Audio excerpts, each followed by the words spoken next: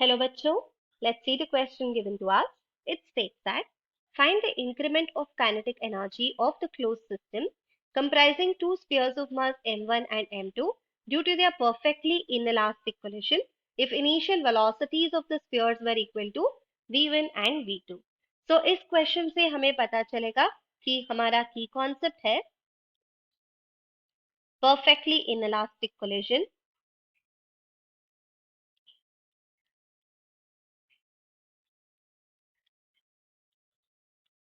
तो जब हम परफेक्टली इनइलास्टिक कोलिशन की बात करते हैं, हमें पता है इस टाइप ऑफ कोलिशन में मोमेंटम कंजर्व रहता है, पर हमारा काइनेटिक एनर्जी कंजर्व नहीं रहेगा. सो bye conservation of momentum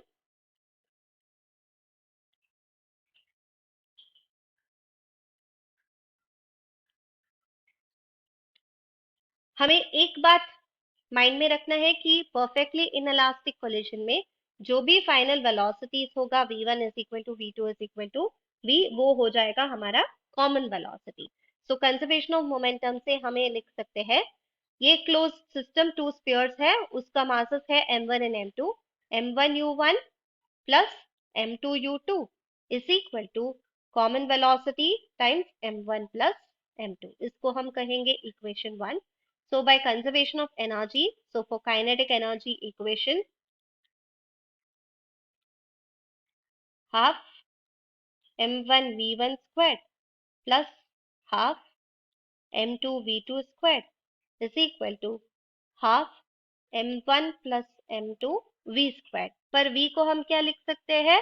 m1 v1 plus m2 v2 divided by m1 plus m2. तो ये हो जाएगा m2 v2 divided by m1 plus m2 the whole square.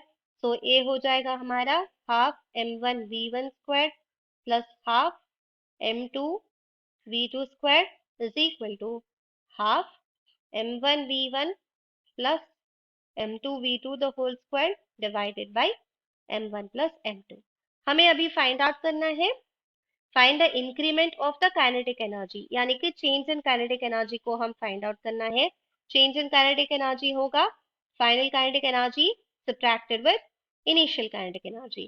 So change in kinetic energy हो जाएगा half m1 plus m2 times जो हमारा common velocity है m1 v1 plus m2 v2 divided by m1 plus m2 the whole square minus initial kinetic energy half m1 v1 squared minus half m2 v2 squared.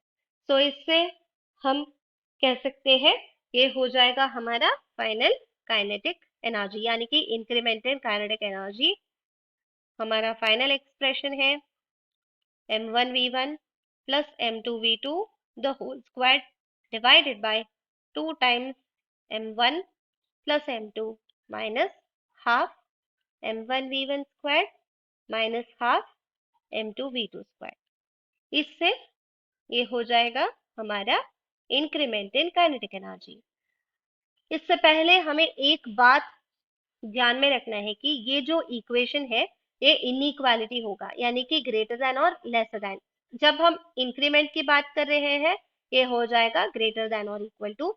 ये inequality होगा, equal to नहीं रहेगा, क्योंकि हमारा जो kinetic energy है वो conserve नहीं है हमारा इनइलास्टिक कोलिशन में. So I hope you will understand. All the best.